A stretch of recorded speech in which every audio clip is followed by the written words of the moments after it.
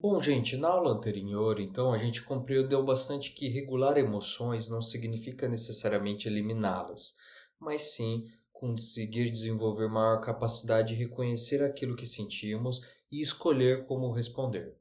E agora a gente vai avançar um pouquinho mais com uma das principais estratégias utilizadas pela DBT quando a gente tem uma necessidade de uma resposta emocional efetiva.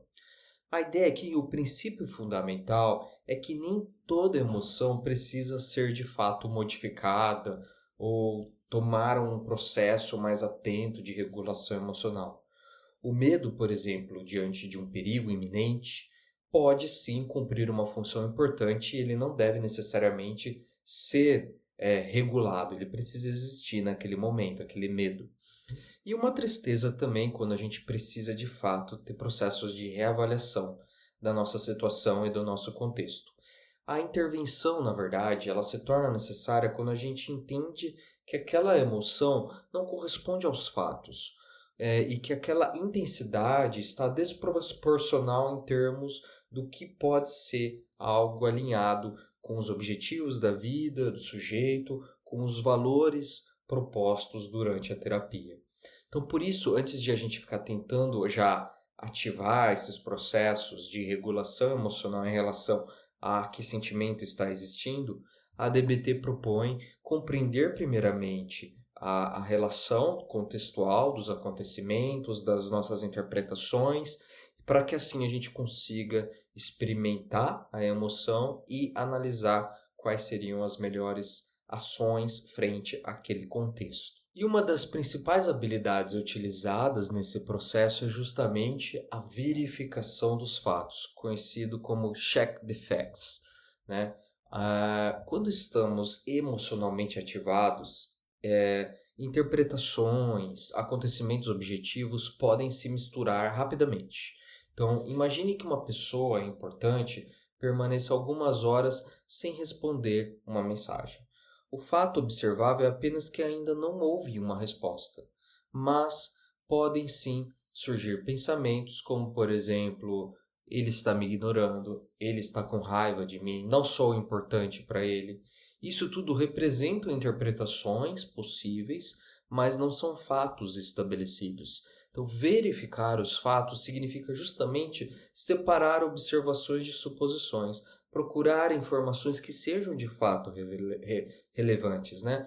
E que a gente consiga considerar as explicações alternativas para conseguir ter maior reavaliação emocional da intensidade correspondente àquele contexto. Então não se trata de pensar positivamente, mas sim de conseguir ter uma clareza, uma leitura mais precisa da realidade antes de escolher como lidar com aquele contexto, né, frente ao que se está sentindo com aquela intensidade emocional. Quando a gente identifica que que esta emoção, né, não corresponde aos fatos e que a sua intensidade não é efetiva, nós podemos usar uma outra estratégia fundamental da regulação emocional, que é a ação oposta.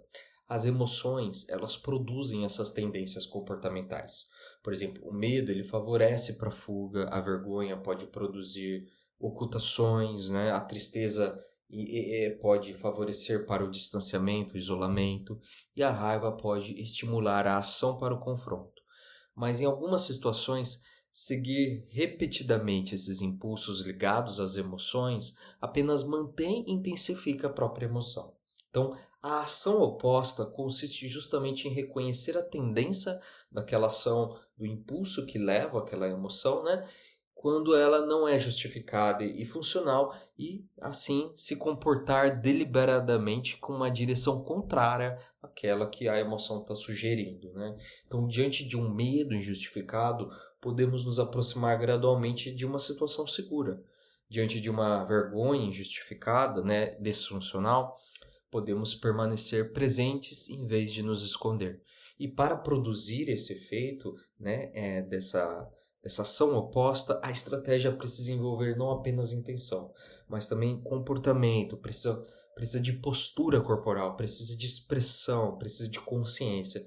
Por isso que é fundamental a gente também praticar o mindfulness dentro dessa perspectiva para conseguir entender quando que se deve ativar essa ação oposta. E, por outro lado, quando a emoção corresponde de fato aos fatos, né, e sinaliza sim um problema real, modificar apenas a resposta emocional pode ser insuficiente. Então, se uma pessoa está ansiosa porque possui uma tarefa importante com prazo próximo, talvez ela precise reorganizar e executar essa tarefa. Se existe, por exemplo, um conflito recorrente em uma relação, pode ser necessário conversar, estabelecer limites, né? Negociar essas mudanças. Então, nesses casos, a gente utiliza a resolução de problemas. O que é isso? É a gente definir claramente o problema, identificar as possíveis alternativas e avaliar as suas escolhas, as suas consequências, né? E assim a gente consegue então escolher e verificar qual que é a melhor escolha, né?